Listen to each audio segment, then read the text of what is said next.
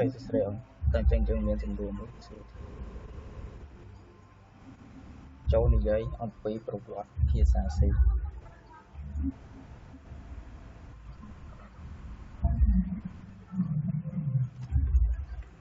Phía xa xí.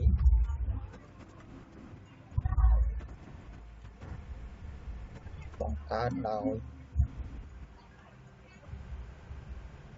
Bằng cát đào luôn. Dennis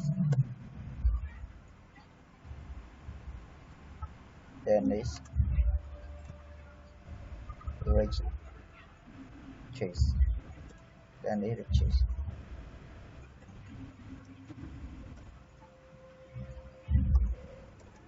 Nơi năm 1972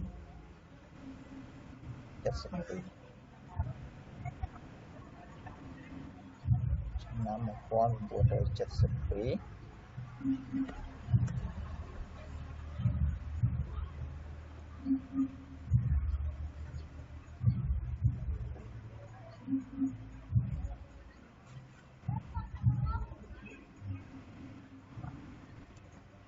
ប្រើប្រាស់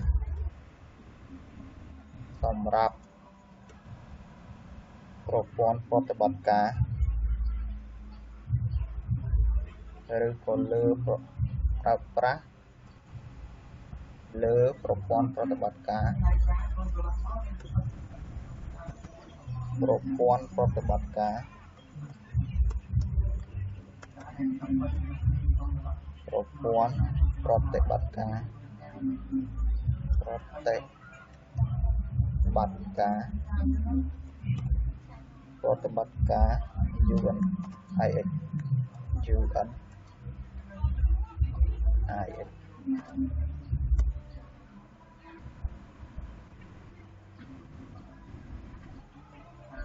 ឹងភាសា C វាមានដើមកំណើតមកពីភាសា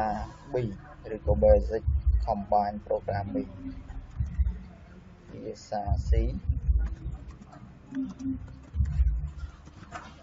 មានដើមកំណើតមកពីភាសា B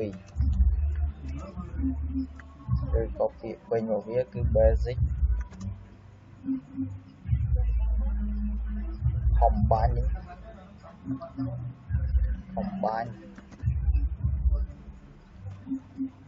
Programming